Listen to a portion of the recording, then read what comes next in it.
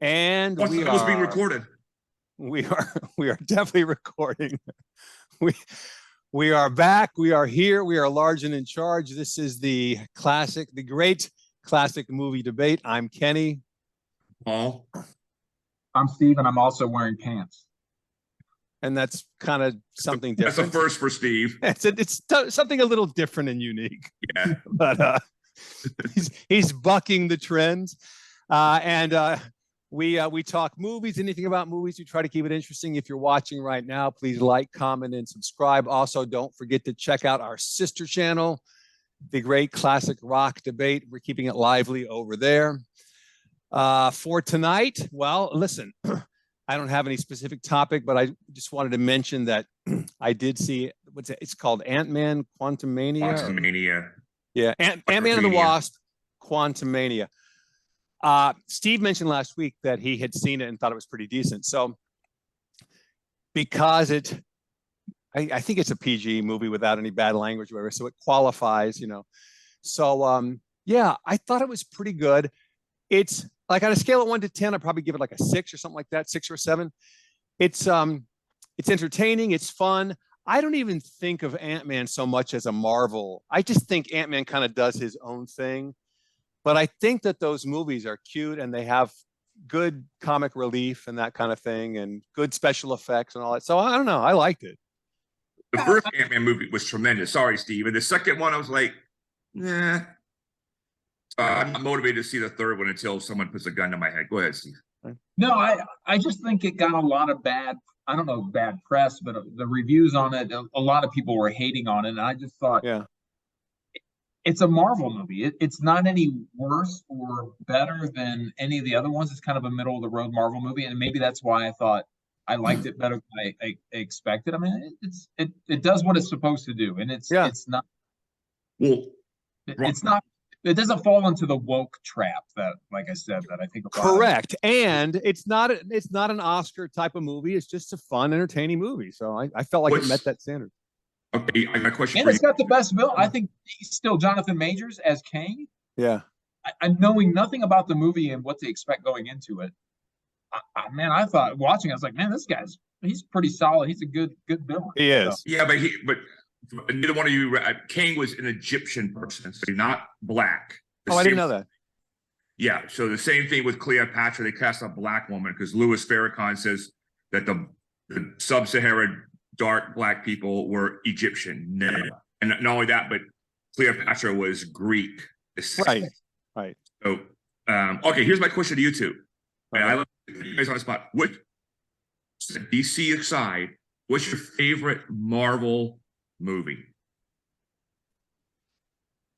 Okay, well, this is not something I've ever put much deep thought into, but I'm going to tell you the one that for me, the night that I saw it, it was a grand slam home run. My heart was pumping. My adrenaline was pumping when I left the movie. That was the first Iron Man. I just thought it was fantastic. I really did. Steve, what do you think? Can I say 2? Sure. I'm going to say 2. Thor, first one. Because I thought it was funny. It had a good blend of humor, just like Iron Man. But also the one that everybody forgets, The Incredible Hulk with Ed Norton. One? The one with Ed Norton. Yeah. I love that. You know and it's a shame that he didn't. What they did end up doing to his character through the Avengers movie is terrible. But in the Ed Norton movie, it's fantastic. I really love that. And I thought it was a great way. I don't know if that and Iron Man came out kind of the same month. Back in 2008. That's about right. I'm going to see that one again and the Thor because I like this. But my favorite one, I don't know if you saw this, Kenny, but Logan. That movie is mine. I did not see it. But that's not part of the MCU. Not Marvel, is it? I don't give a crap. It's a Marvel movie. It is Marvel, but it's not part of the Marvel. And now I think it actually may end up being at some point. It's the great, in my opinion, it's those other movies like you guys picked out were entertaining, fun, and I agree with you, Kenny. Iron Man is just tremendous. I'm just saying, as far as a real movie, like a Logan. Yeah. Logan is a serious movie. Yeah, I don't know if you've seen it, Kenny. It is really good. Like Isn't Logan related to Wolverine or something? It is Wolverine. Yeah. Oh, He's okay. not. He's 60 years old now, and Xavier is like 80. Yeah. And in that world, they've killed off most of the other mutants. Oh, okay. Now, I think what come in a close third for me is the Fantastic Four movies. You're joking now, I know. Okay. And probably the Roger Corman Captain America. Which actually, if you do a little bit of digging, they actually made a Captain or a Fantastic Four movie back in the early 90s. And what I've heard, and you can find clips of it on YouTube, and it's really bad. And I think what happened was whoever had the rights to it at that time, and in order to keep it, they had to make a movie. And so they, made a Fantastic Four movie for like $20,000. And you could scour the internet and you'll see really, really cheap. I mean, it looks below student film quality. So it's kind of I heard about this movie. The guy who played Mr. Fantastic, they pulled him and they didn't realize he didn't have power. So they kind of ripped him apart physically. And it was like, oh boy, we thought it was terrible. Yeah. And the Invisible Woman took her clothes off and she's pretty hot. And like, yeah, you're invisible. That's cool. Everyone can see her. But I think Paul, you and I would agree, like the Marvel movie, whether we call it the MCU or not, even taking it the Logan series, those all pale in comparison, I think, to DC. I was never a comic book guy, but like the original Superman movie, Christopher Reeve, is it Superman the movie or Superman the motion picture? Maybe I'm getting it to Star Trek. Man, to me, that's probably the greatest superhero movie ever made. It was pretty for good. Two reasons. I don't know if we've talked about this before on another show. Oh, go ahead. I like it. Gene Hackman is Lex Luthor. Oh, yeah. And then obviously Ned Beatty as Otis. Matter of fact, I have an Otisburg t-shirt. And I've told my wife when I die, I want to be buried in that. I don't want a suit. I want to be buried in my Otisburg t-shirt for eternity. I can't imagine him writing this. So he's got Luthor. Remember, he's looking at the map of California, and it's Lexville, Luthor Estates. We got Lexa Colony, and then we got Otisburg, and we got Otisburg. No, I have that on 4K, and here's something I could never saw the original. Yeah, if you look in the corner, there's Tessmacher Peaks. That's his girlfriend's name, and she's got big gazongos. Okay. Yes. Okay. So they kind of just did it in the corner thinking nobody would ever see it. And unless you watch the 4K version on a giant screen. Oh, okay. Really high def, you can see it. So Steve brings up an interesting point, and I want to go over this, is when a movie comes out and you're the first, you get a lot of leeway and you get to blow away in movies that are 25 years later so that's Superman 1. Steve's got a very good point there. I loved Man of Steel. I worship that movie. But that guy wasn't even born when Superman the movie came out with Christopher Reeve. Right. So incredible. Richard Donner did an incredible job. You have to say at the time, that was just mind-blowing. It was like... It was. No, it was, yeah. Helicopter scene on top of the building. And Superman 2 might be even better. They shot it back to back. Oh, that's interesting. You sure about that? Because in fact, they fired Richard Donner halfway through production. Superman 2? Yep. And so that's why there are two separate movies of Superman 2. Yep. Steve, have you seen the other one? Steve and I talked about this. There's a Superman 2 that was released at the theater. And there's one that I don't know if Richard Donner got cut. He's got a director's cut of that because and you see it's a completely different movie. I'm like, what movie is that? I've never seen the director's cut of it. I know, because I was telling you on the phone call. I said, dude, you gotta check this out. It's completely different. Like, it's weird. It's like I thought I was dreaming it. Right. I've got to put that on the to-do list now. It's just like the first time I ever saw one of those director's cuts of The Godfather. And I was going, yes, where are all these scenes? I never saw any of this before. All these extra scenes. It just read my mind. Yeah. Like, for those of you out in the audience, there's a scene where the guy, the traitor in Sicily, blows up Apollonia. Yes. They find him like 10 years later, Yes. and they blow him up in a car. Yeah. Obviously, I've never seen that. That's man. There's about 10 of them. One day I was with this woman in a hotel room, and I just woken up, and I was tired, and it was on, and I saw this. I'm like, what in the world? What? And I went back to bed, and I woke up and said, "Did I watch The Godfather?" She says, "Yeah, you watched." I dream. And I thought I dreamed it. Yeah. There's like maybe 6 or 8 scenes extra. Right. Aren't into the cuts. And now, what is that called? Because it's not the director's cut. I think they actually. It's a made-for-TV movie. They ran them together. They ran the first second together, and it's an extra 30 minutes of footage.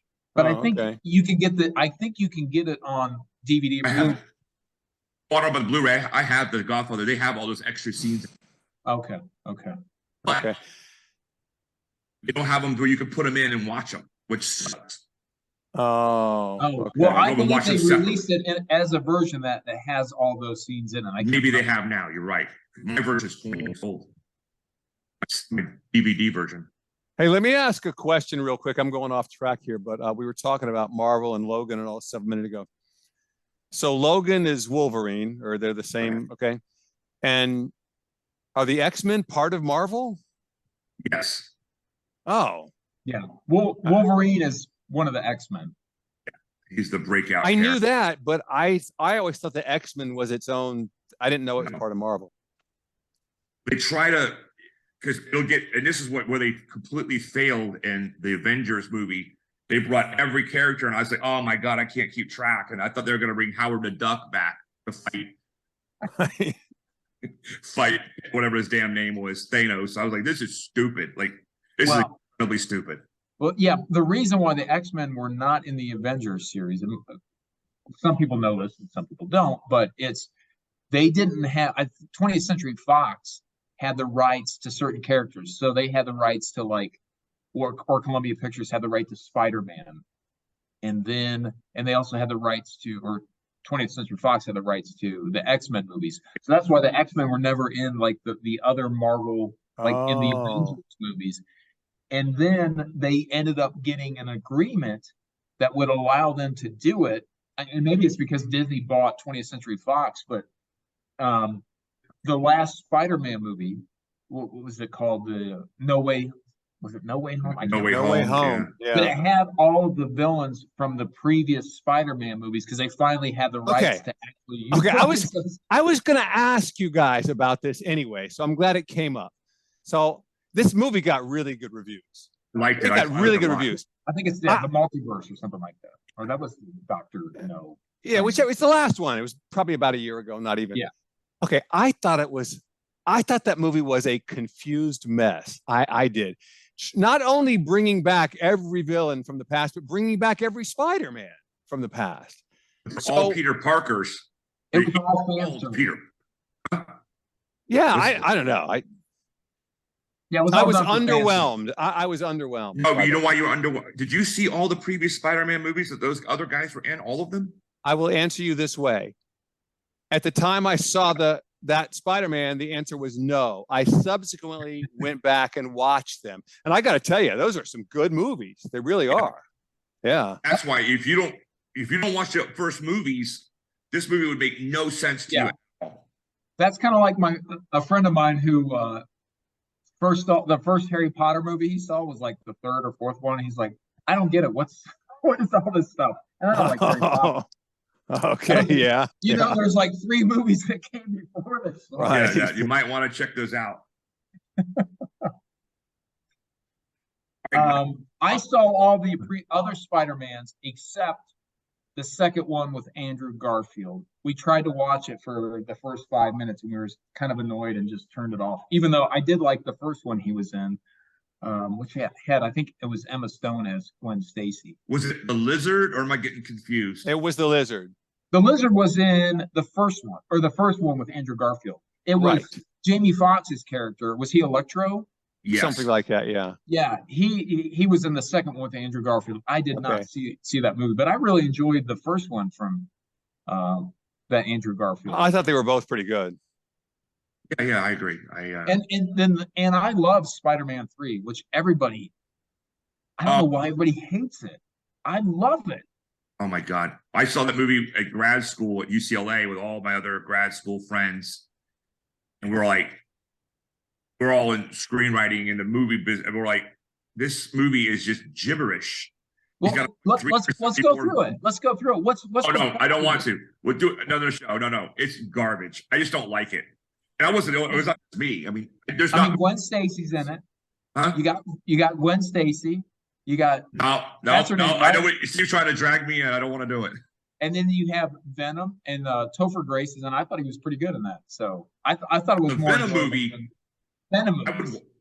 I would watch Tom. What's the name? Hardy. Tom Hardy. Yeah. If you had the phone book, and I only know one other person I ever know in my life, he read the phone book. He could make that funny and entertaining because there's some. He's good. He's. You guys, did you see Lawless, Steve? No, I haven't. I didn't. You see it, Kenny? No. Oh my God! It's about this county in Virginia that was making up moonshine, and this Guy Pearce plays him. Comes in from it's a Hillcoat, very good Australian director. He comes from Chicago and he's going to try to bully all these people. And Tom Hardy plays this patriarch of this family that sells moonshine. It is brutal. I mean, it's hardcore. Okay. You know, I think you told me once that this was good. I forgot. Yeah. It's a 10 out of 10. It's really good. Right. You know what it is with me? What it is with you? Actors who are, because he's British, right? Yes. British, yeah. I find British actors, when they play an American, they try to do an American accent, it does not come off as believable to me. And so, like, Kate Beckinsale. Maybe someone who didn't do it. So maybe someone who's bad at it. Tom Hardy. You haven't seen Lawless. Now, and I like Tom Hardy, but like when I saw the first time I saw Tom Hardy was in the Batman movie, the Dark Knight Returns. Yeah, and I love those actually might be the best superhero movies now that we're talking about it. But I thought it was just like it seems so over the top and just. Well, this voice is just, you played a villain. I'm Batman. I'm here to kill you. Of course. Exactly, but it doesn't fit with the Christopher Nolan theme of. Pick another movie. Like, did you see Warrior? Mad Max. Huh? Mad Max. Well, he's Australian movie. Yeah. American. Oh, okay. It's like Kate Beckinsale. I like her. Ooh. Great actress. But like in Pearl Harbor, again, an American, and there's something about it. So to me, I wonder if Brits, when they see an American actor try to do a British accent, if they go, and then they're not quite pulling it off. You know, I can't remember her accent taking me out of Pearl Harbor. I can't think of, like, when they did Band of Brothers, one of the days, Damian Lewis gets a call from his wife and he goes into his real voice and these guys are, why are you talking with that stupid British accent? Because he stayed in character the whole time. He's like, I'm from Wales. So like, no, you're not. He goes, yes, I am. And like, was that the redhead guy?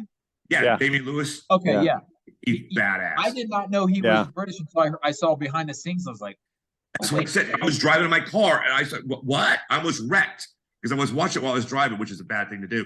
And I went, hold it, what? I had no idea because he's been in other movies, but the first time I was aware of him he was the in, first Homeland. He was in Homeland. Yeah, that was way after Band of Brothers. Oh, true. Yeah, that's the first time I ever saw him, though. Oh, you had seen Band of Brothers already? I had not seen it when I saw Homeland, and I thought he was American. I mean, he's really fantastic. Good. Yeah. Tom Hardy plays like a real hicky Virginia guy, and he doesn't really talk so much. It's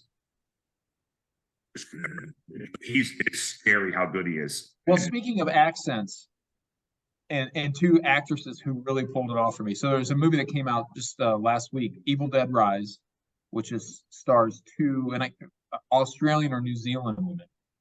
And they pulled it off. Very believable. I didn't even know that they were Australian. And if you haven't checked it out, if you're a fan of the Evil Dead series, which I am. Yeah. I love the first one is my favorite. Most people think the second one is They're the both best. pretty good. Yeah. Big fan of that series and the TV show Ash versus Evil Dead. Of course, Bruce. What's his name? Bruce. Bruce Campbell. He is. Yeah. Yeah, Awesome. he deserves an honorary Oscar. He does. I'm He going to make one does. for him. Him and Albert Brooks. But Evil Dead was one of the reasons that I wanted to become a filmmaker, make movies at one point in my life. This new one though, the tone of it is completely different. There's no comedy in it, and you recognize very early on that nobody is safe in the movie. It doesn't matter the character, how innocent, how young, how old they are. All bets are off. Wow. And that's what I love about it. And it is gory as hell, and it's like it's serious gore. And because it got pretty good reviews, didn't it? Yeah. I give it this is a little bit over the top for me, but I give it like a 9 or a 10 out of 10. For me. Wow. It had all the elements that I want from a horror movie. I don't know, Paul, if you've had a chance to see it. No, I didn't look like I wanted to watch it. The first Evil Dead, I saw it, and then I saw the thing where Bruce Campbell has the chainsaws. I thought that's very entertaining. Oh, there are chainsaws in this. So there's elements. It's not my genre. This kind of movies aren't mine. I have a buddy of mine. If he's Johnny Telez, I don't know if you're out there in Dallas. He loves this kind of stuff. He knows probably horror movies as good as you do, Steve. But anyway. Yeah. Well, and this is serious. I mean, it's serious gore, and like a couple of things are like, wow, that was kind of shocking. Even for somebody like me who has pretty much seen it all in horror movies. Right. So. We're talking about accents. We were talking to Kenny about this series called The Boys. And the lead character is this guy, Kenny. He's from New Zealand, I think. It was Anthony Starr. He plays, he's a very complex character. It's called Homelander. He's basically Superman. Okay. But Superman who has no filter and no morality whatsoever. If you get his way, he will kill you. There's just he won't even think twice. Yeah. How long has this show been out? 3 years. We never heard of it. It's on Amazon Prime. It's brutal. And so basically what the show's about, we could go on to something else, is it's superheroes, and there's this group of humans without powers, and they realize they have to kill the superheroes. They have to destroy them. They have to figure out, using their non-superhero powers, how are they going to do that? It's just, and then, who else is just, he uses a real accent. I've never met him. Carl Urban. Yeah. He's from Australia. Yeah. He's a British guy in the series. And he talks with a real heavy, grindy, and he is literally say the C word 30 times an episode. Oh, and wow. It's hilarious. Wow. It's just like every time you're like, okay, 5, 4, 3, 2, 1, C word. Yeah. That's instead of saying hey man, he says hey. Oh, okay. He's a good actor, Carl Urban. Oh my God, he should get really good. Paul, I'm surprised you never met Carl Urban, because I've met everybody from Lord of the Rings. Where did you meet him? No, I'm kidding. We have somebody on there like he's playing a British guy, so you're not talking like this, mate. He's more Britishy, like blue collar, almost Cockney, but it's dude, it's a great show. It's The Boys. incredible. It's a great show because the premise is, if ordinary people with average morals had superpowers, what would they do and how would they act? And how long, like we actually talked before, how long would it take for you to realize, I am not talking to anybody, I'm just going to start forcing my will. If you get in my way, I'm going to kill you. And it's just like, it's awesome. It's I got to see it now. This guy who plays Homelander in 10 minutes, I was like, who in the name of the Lord is this guy? Where has he been hiding? Exactly. I thought he was an American actor. Then Me too. I started. Australian or from New Zealand. He's from New Zealand, I think, out there. Wellington. That area down there by. So he's a great character. Oh, very complex. And one thing, it's a funny show too. oh, there is so much humor in there. Some of it's at Okay. right people's expense. But I like to talk to the guy who did the show and say, "Do you really think this, or do you think you're being funny, or what?" Like it's interesting, actually. Liberals, they think that that's funny. So, you know. But I think part of him is he's not necessarily believing in Jesus Christ, but he's the people who are like these televangelists and these people who are like, almost sound like zombies about it. That's who he's I gotcha. Okay. But then the main character is called Homelander. So, and he's right wing and he's trying to make fun, and they show the guy's evil, but you know, but it reminds me a lot of Watchmen, Steve. How like to see now they're the second group of characters. There was a first group that's been retired. Yeah, and these guys are replacing them, and then it's wild. It's just okay. So let's talk about movie moments. Maybe we could this episode. Like I went to UCLA grad school. One of my teachers, one of my mentors, Linda Voorhees. Whatever I draw, we have scripts and workshop. We would always go out of our way. Like one time, I wrote a scene where the guy's in a room. He's black. He's got to get out of this room, but in the room is zebras. So he's hiding with the zebras. So he's trying to blend in. And she's like, she stopped me. She says, "Paul, this is a movie moment. This black guy who's with these zebras, not trying to be funny. He's getting out there to save his own life." And she goes, I can just see this scene happening. And she told the class, "This is what you want to have, these moments in a movie that people always burn in their mind the day they die, you know?" So like Godfather, for instance, a horse in the bed. Right. You will never unsee that the rest of your life. You know, it's like, so you guys go. No, I mean, everybody remembers like the shower scene in Psycho, the opening scene in Jaws, or in the middle when they finally see the shark, you're going to need a bigger boat. The boulder from Raiders of the Lost Ark. And I contend, part of me, I struggle with this, is that have we seen so much media? Are there so many things now that through CGI, like the Transformers movies, where it looks like one big cartoon, and that they actually do have these movie moments, but there's just so much other stuff going on? Or is it really that movies today don't have those memorable moments like they used to have? I'm going to go with choice B. I think they don't have as many of those as they used to. But like, I was watching Evil Dead Rise the other day, and I thought this would be a memorable moment towards the end of the movie if the other 3 or 4 movies before it did not exist. Yeah. So, you know, maybe it's just the lack of originality, I guess. Steve, okay, guys, we got our warning, so we're gonna wrap it up here in the next few minutes. Yeah, so we talked about The Boys. I want to pick this up because Steve, I want to talk about this because Steve hit the home run of all time. It's the CGI. Okay. Because I was watching a movie, Hooper, with Burt Reynolds. And there's a scene where he's in a red Trans Am and he's going about 90 miles an hour through this junkyard, and they blow up this 200-foot smokestack made of bricks.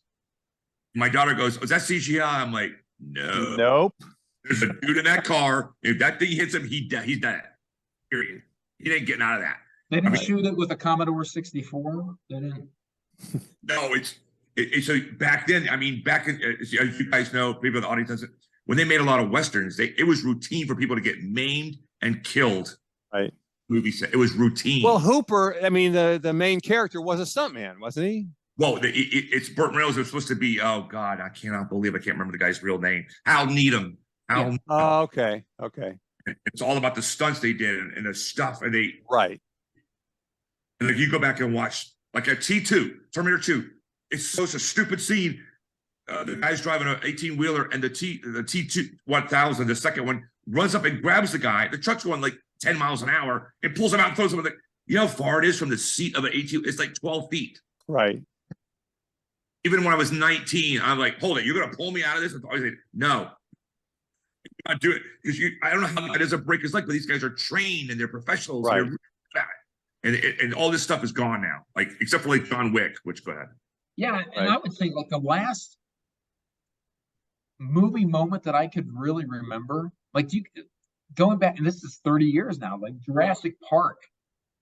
And that was the kind of the first like really heavy CG movie, but I remember the first time watching that and the first time you see the dinosaurs, and I was It's just amazed. blown away. Yeah, you're like, you've never seen anything like this ever. And they looked so real back then, it's 30 years ago.